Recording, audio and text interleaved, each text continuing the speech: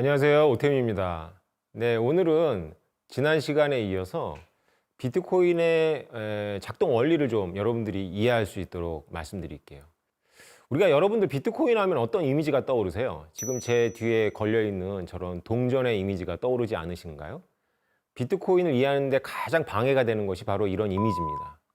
그런데 비트코인은 땡그랑하는 동전이 아니라는 건 아시겠죠? 더군다나 비트코인은 어떤 특성이 있냐면 제가 지난 시간에 말씀드렸지만은 미국에 한국도 마찬가지지만 높으신 분들이 비트코인을 깨달았을 때는 이미 늦었다고 했잖아요. 그래서 이분들이 나중에 깨달은 거예요. 그분들 중에서는 비트코인을 막아야 된다라고 생각하신 분이 계세요.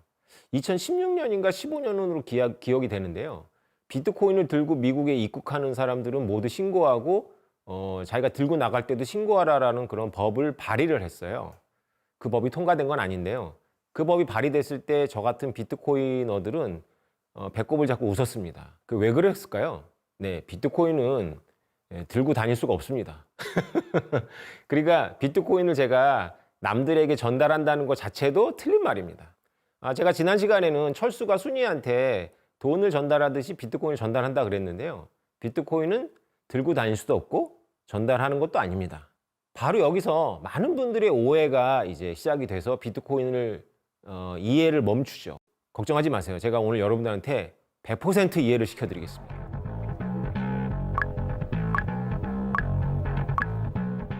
여러분들 혹시 매트리스라는 영화 아시나요?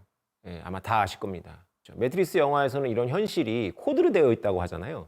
그래서 깨달은 자들은 이게 현실이 나무나 철이 아니라 코드로 보이죠. 네, 그렇게 보도록 하겠습니다.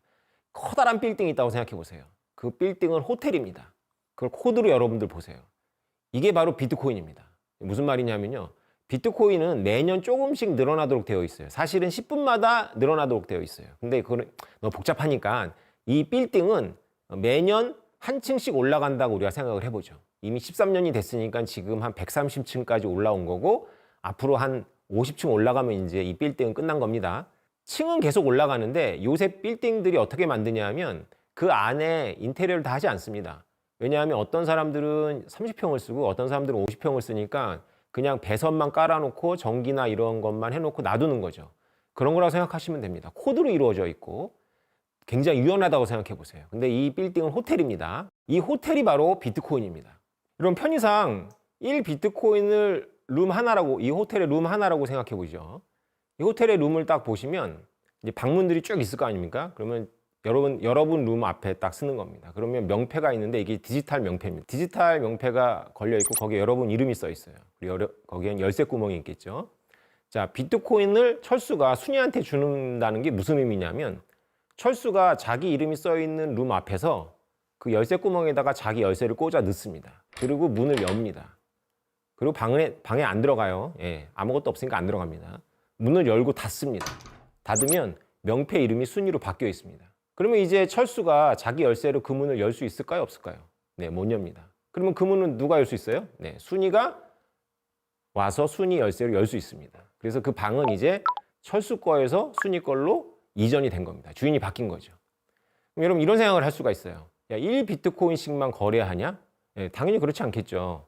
제가 1비트코인을 쪼개서 0.5비트코인만 순이한테 주고 0.5비트코인은 내가 남겨놓을 수 있잖아요. 그러면 어떻게 될까요? 그걸 상상해 보죠. 제가 다시 철수라고 써있는 룸 앞에 있습니다. 호텔 방 앞에. 그리고 제 열쇠로 꽂아 넣어서 문을 열고 다시 닫습니다. 그러면 이 방문이 두 개로 나뉩니다.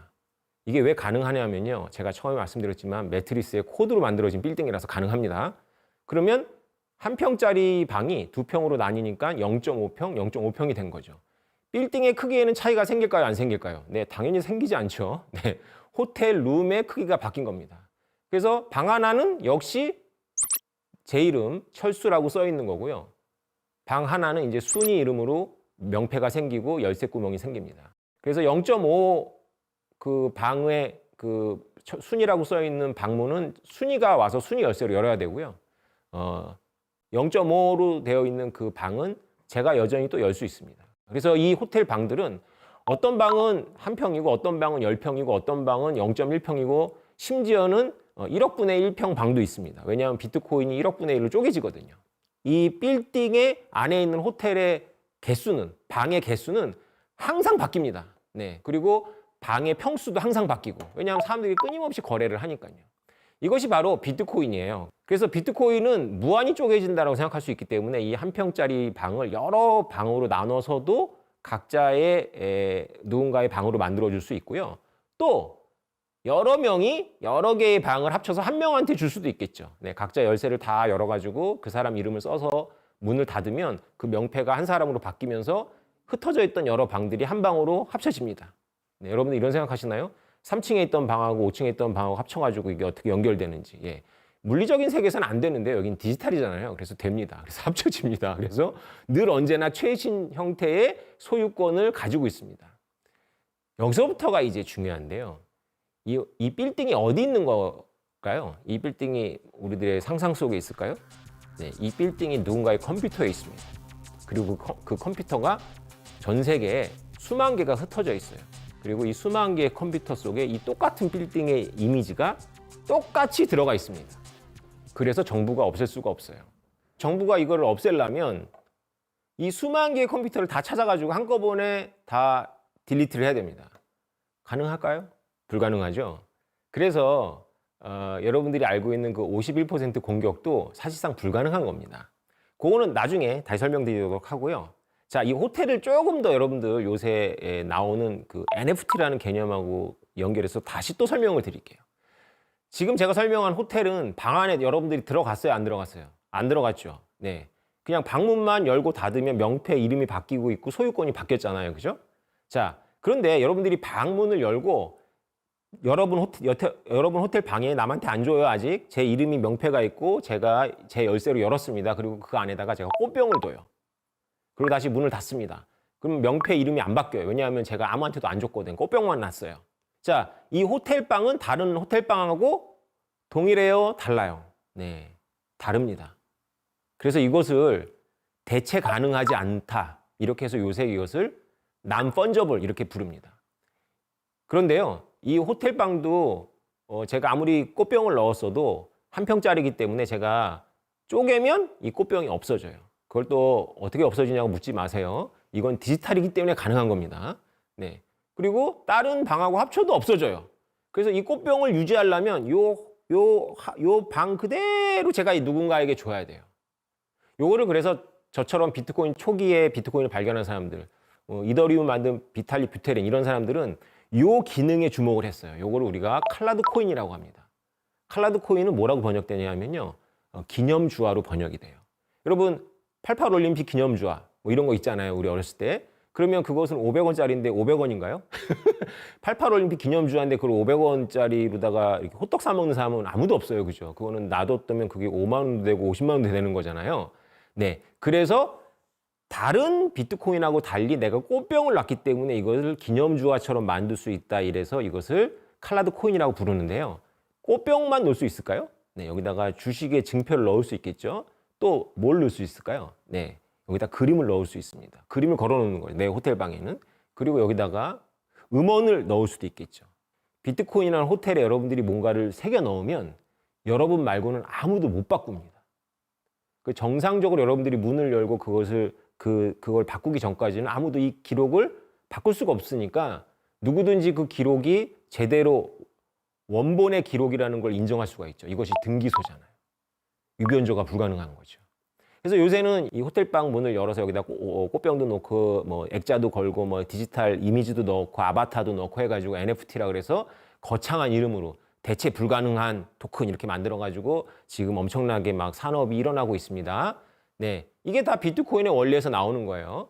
그러나 이제 원래 비트코인은 화폐이기 때문에 화폐는 가장 중요한 특징이 여러분들이 꾸겨진 5만 원이건 새 5만 원이건 같은 등가로 교환이 돼야 되잖아요. 이것을 대체 가능성, 이것을 펀저빌리티라고 합니다. 그래서 원래 화폐는 대체 불가능한 게 단점이에요. 그러니까 비트코인의 장점은 대체 가능한 데 있습니다. 그래서 비트코인은 호텔의 그 디지털 이미지에서 무한히 쪼개지기도 하고 무한히 합쳐지면서 방의 평수만 바뀌면서 똑같은 호텔 방들이 만들어졌다 없어졌다 합쳐졌다가 뭐 쪼개졌다 하는 겁니다. 그것을 거래라고 하고 비트코인의 거래라는 것은 이런 동전들을 막 주고받는 것이 아니고 이 동전을 들고 어디를 가는 것이 아니라 그냥 우리가 메타버스라는 가상 공간에 들어가서 비트코인의 호텔에 들어가서 호텔 문을 열고 남한테 주고 내 호텔에 뭐 문을 열고 거기다 뭔가를 꾸며놓고 이런 거를 계속 하는 겁니다.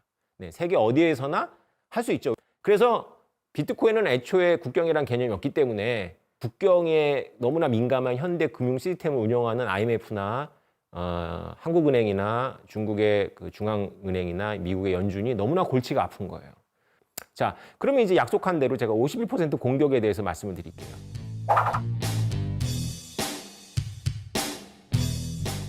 제가 지난 시간에 정부가 이제 때를 놓쳤다고 말씀드렸잖아요. 그럼 지금이라도 제가 어느 잡지를 보니까 이런 상상을 하는 거예요. 전 세계 모든 정부가 단합을 해가지고 이 채굴자들을 전부 감옥에 쳐넣는 거죠. 그리고 채굴기를 다 압수해 버리는 거예요. 그래서 그러면 비트코인은 끝났다. 뭐 이런 글을 누군가가 썼어요.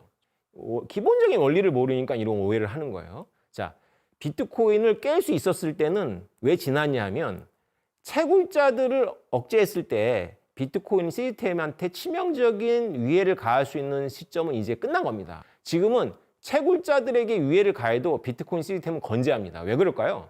네, 채굴하고 지금 제가 여러분한테 열심히 설명한 이 호텔하고 별개로 존재하기 때문에 그렇습니다.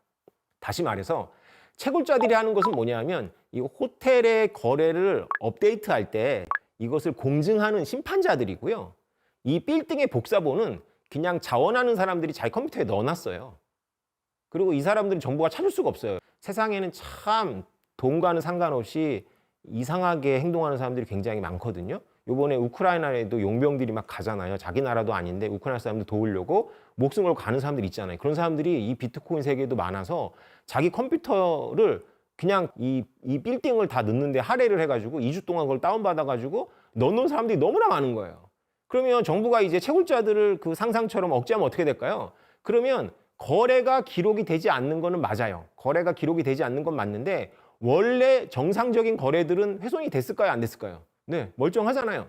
그래서 이들이 이 호텔 빌딩을 가지고 새로운 채굴 방식을 자기네들끼리 만들어서 새로운 거래를 업데이트합니다. 그래서 정부는 전 세계에 모여가지고 리더들이 모여가지고 우리가 비트코인을 깰 수 있는 줄 알고 채굴자들을 억제했는데 자기네들이 엉뚱한 짓을 하고 있다는 걸 나중에 깨닫게 되는 거죠.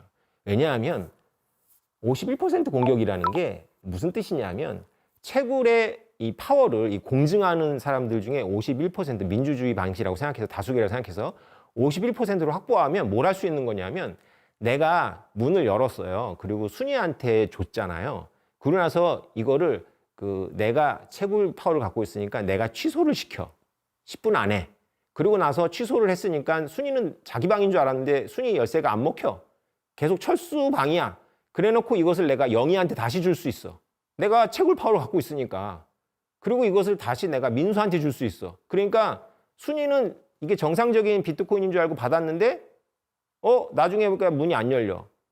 영희도 정상적인 줄 알고 철수한테 받았는데 문이 안 열려. 민수도 정상적인 줄 알고 받았는데 문이 안 열려. 이 30분 동안 3명 속였어요. 채굴 파워 51% 정부가 확보해가지고 이게 지난 시간에 말했던 이중 지불을 하고 있는 거잖아요. 51% 공격을 하는 사람은 그렇게 많은 돈을 쓰고 그렇게 많은 전기를 소모해가지고 무슨 짓을 한번 할 수 있는 거냐면 순위를 딱 한 번 속일 수 있어요. 순위를. 이제 영희, 민수도 못 속여. 10분 동안 딱 한 명 속일 수 있는 거야. 이게 진짜 돈인 줄 알고 받았더니 이게 내가 내 열쇠로 안 열리는 거. 그러니까 이중 지불도 한 번밖에 못 해요. 그러면 생각해 보세요. 그렇게 수많은 돈을 지불해가지고 한 번 딱 이중 지불로 자기가 남을 속일 수 있는데 어떤 물건을 사면 10분 만에 결제가 완료돼가지고 제가 안 잡힐까요? 이렇게 물어보더라고요. 아니 그래서 이중 지불 계속 할 수 있지 않냐? 그랬더니 사촌 아까부터가 네 한번 생각해봐라.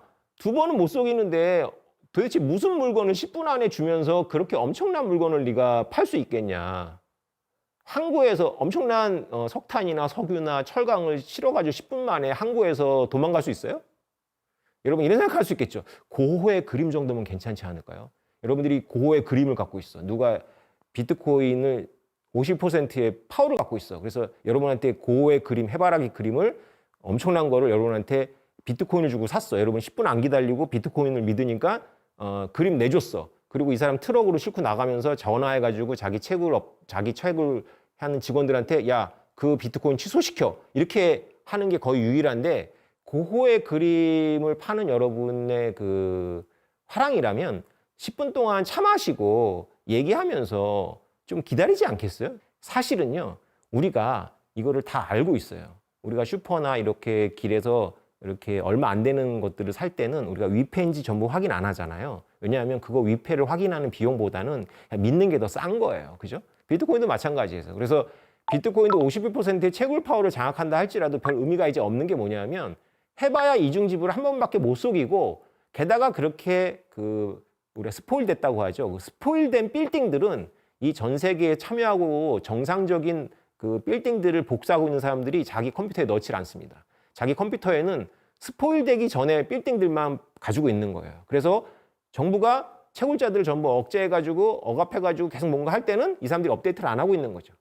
그리고 이제 정부가 힘이 빠져요. 왜냐하면 전기료를 계속 내다 보면 정부도 힘이 빠질 거 아니에요? 그러면 그때 가서 다시 정상적인 업데이트가 일어나면 다시 이 빌딩을 업데이트하기 시작하는 겁니다. 그래서 이제는 정부가 어떻게 할 수가 없는 거다. 이해가 되셨나요? 네, 다음 시간에 뵙겠습니다. 감사합니다.